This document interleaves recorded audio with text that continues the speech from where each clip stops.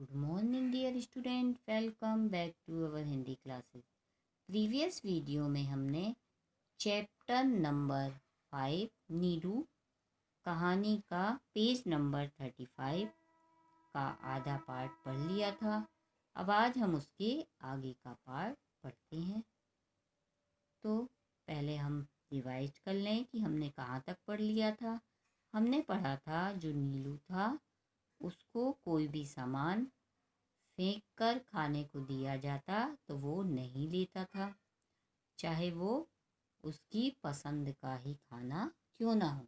और यदि उसको कोई झिड़क देता, डांट देता तो वो बहुत मनाने पर ही मानता था।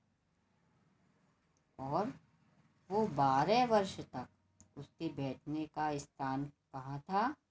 घर का जो बाहर का बरामदा था उसकी ऊपरी सीढ़ी पर बैठता था वो, और प्रत्येक आने जाने वालों को देखता रहता। और कोई जब विशेष परिचित आया हुआ देखता वो तो धीरे धीरे भीतर आता और कमरे के दरवाजे पर खड़ा हो जाता। और जब लेखिका बोलती कि आ रही हूँ तब वो क्या करता? जाता और फिर अपने निश्चित स्थान पर बैठ जाता था। अब कुत्ते जो रहते हैं वो भाषा नहीं जानते, वो केवल ध्वनि से ही पहचानते, आवाज़ से ही। तो नीलू का यानी ध्वनि का ज्ञान कैसा था?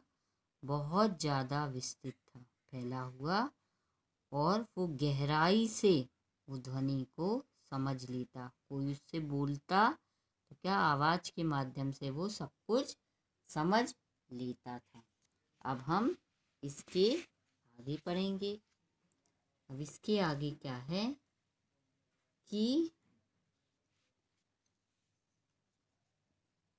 नीलू क्या करता? उससे कुछ कहना भाषा जानने वाले मनुष्य से बात करने के समान हो जाता था।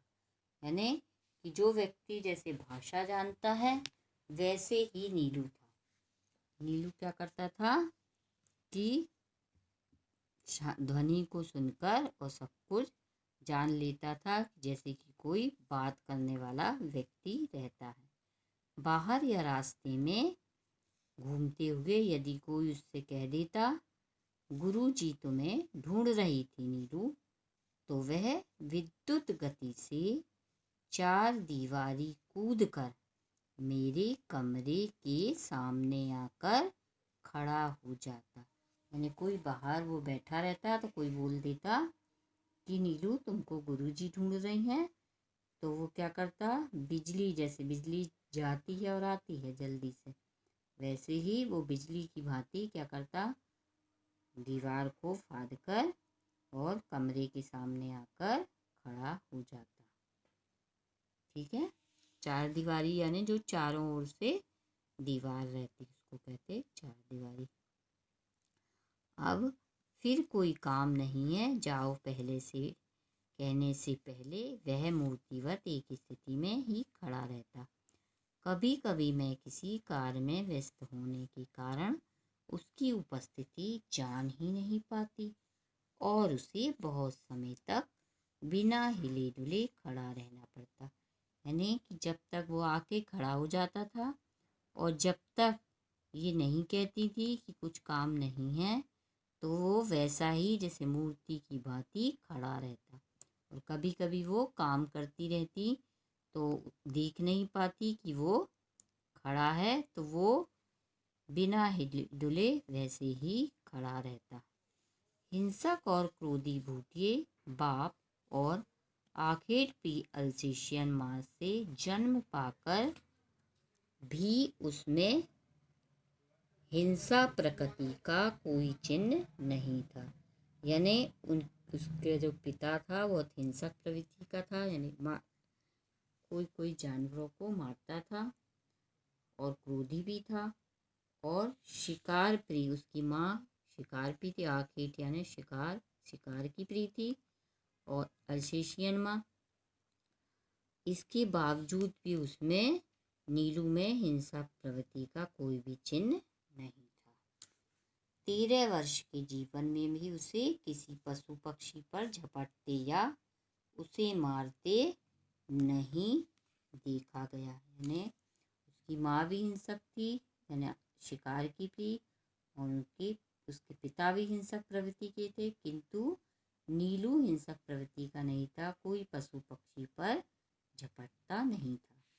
उसका यह स्वभाव मेरे ही लिए नहीं, सब देखने वालों के लिए भी आश्चर्य का विषय था। यानी उनके लिए नहीं, और जितने भी लोग देखते उसको सभी आश्चर्य करते।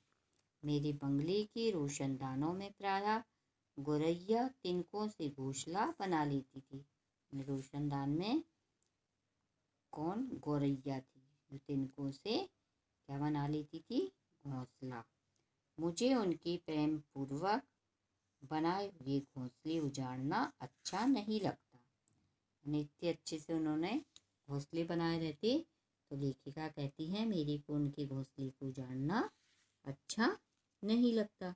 अतः कालांतर से उनमें अंडों और पक्षी शावकों की सृष्टि बच जाती थी। यानी क्या होता? कुछ समय बाद अंडों में से क्या निकल जाते? पक्षी के छोटे छोटे बच्चे, शावक यानी छोटे बच्चे। अब उनका जन्म हो जाता अंडों में से। कुछ कुछ अंकुर जैसे पंख निकलते ही वे पक्षी शावक उड़ने के असफल प्रयास में रोशनदानों से नीचे गिरने लगते। अब वो जब छोटे छोटे क्या निकलने लगते? पंख उनके, तो वो पक्षी के बच्चे थे, वो क्या करते? उड़ने का प्रयास करते, और कहाँ? रोशनदान से नीचे गिरने लगते थे। तो बच्चों, आज की इस वीडियो में बस इतना ही। नेक्स्ट वीडियो में हम आपसे फिर मिलेंगे। तब तक के लिए टेक केयर।